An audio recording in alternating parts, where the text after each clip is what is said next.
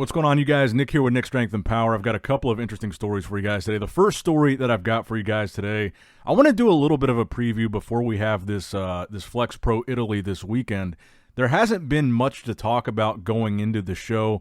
Not a lot of physique updates, not a super deep lineup. So I'm going to talk about the top two, or at least who I think is going to be the top two, almost certainly.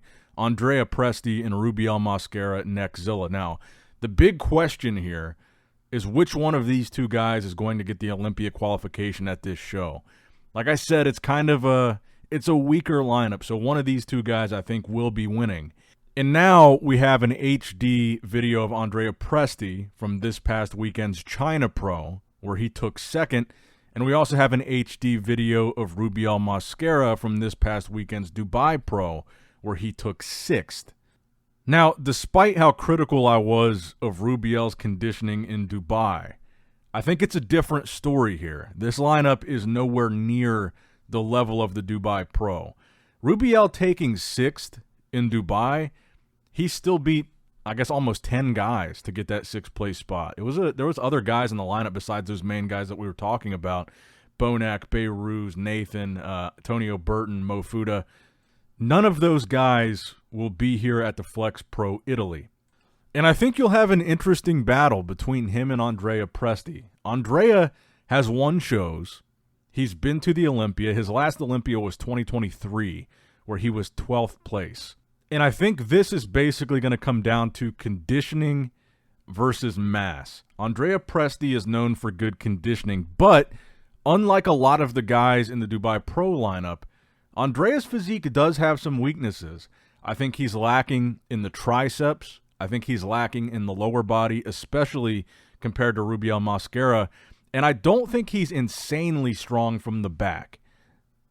So we talked about in Dubai that Rubiel's just sheer size and freak factor was enough to get him in that top six, despite not being as conditioned as the other guys. So in this situation, we've got a guy like Andrea. We're not talking about a top 10 Olympian.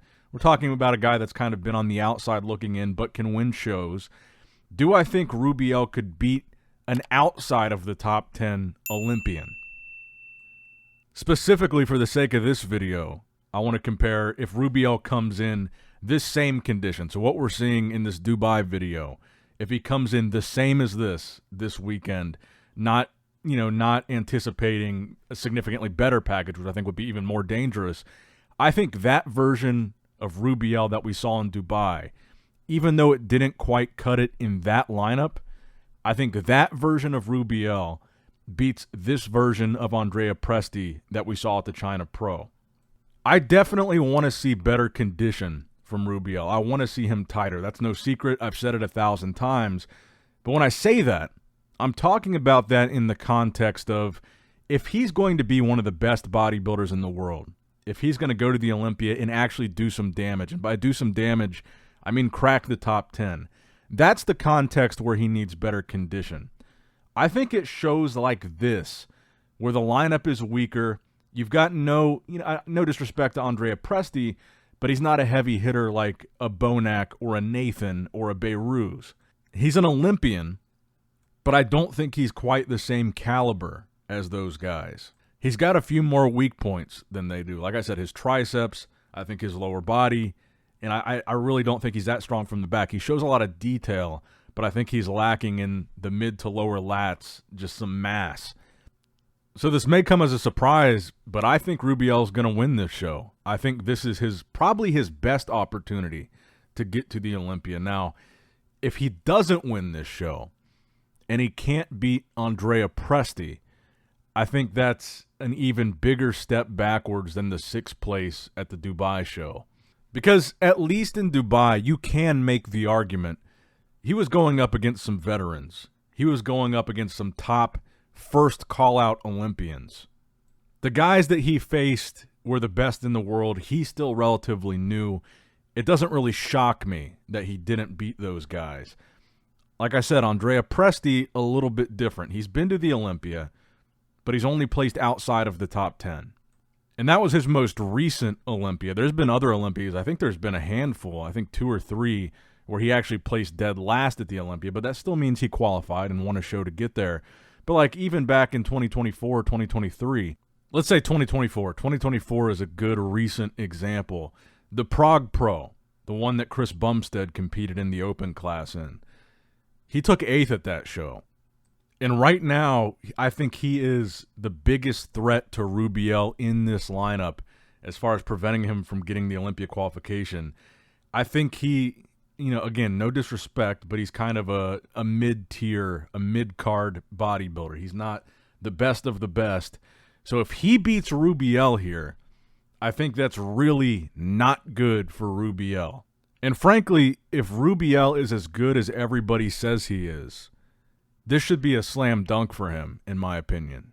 And if we look at this lineup again, I mean, honestly, none of these names really stand out to me as anybody that's anywhere close to either Andrea or Rubiel. So this, I think, will definitely be between those two. And I think if Rubiel, unless something happens to where he's like way worse than he was in Dubai, I guess that's a possibility too. I mean, if he comes in just terribly worse than Dubai and his conditioning all around is just undeniably really bad, he could lose this. But in my opinion, I think this is a show that on paper he should win. There's only, really, like I said, there's really only one guy that's standing in his way. And it's a guy at one of his most recent deep lineups was 8th, and his last Olympia was 12th. And I think basically nobody else in this lineup should be a threat to Rubiel. So if he doesn't win this show, I think he's going to kind of have to go back to the drawing board here, because that really puts him in a category where not only can he not beat the top guys, but then he can't beat even maybe what you would consider a mid-tier, mid-level guy. And by the way, just for the sake of, if you want to watch this live stream, I believe this is another show that's going to be falling on a Sunday, not a Saturday. So this will be another Sunday. Let me see the time here. Let me give you guys the time difference.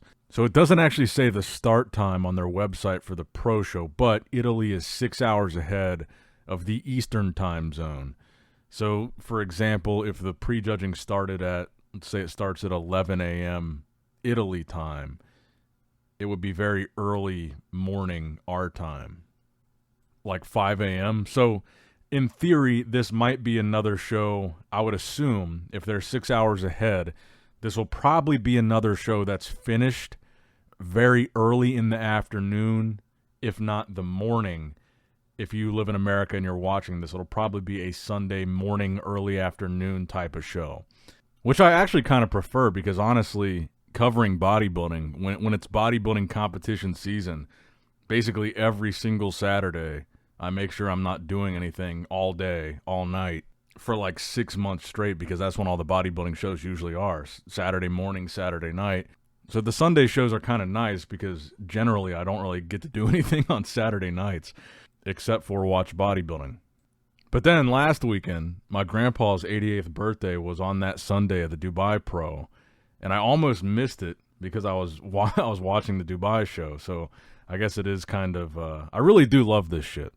I miss a lot of shit to watch these bodybuilding shows. There's a lot, usually shit happens on Saturdays, and I'm just watching whatever show is happening.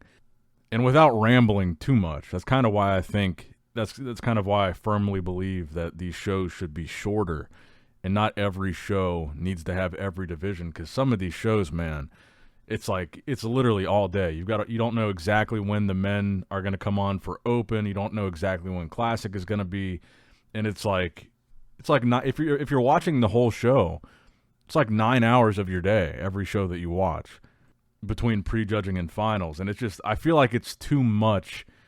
Even if you're not me, even if you don't have to watch every single show and you're just a fan, I feel like it's a lot of commitment to watch every single division of every single show, just being a fan.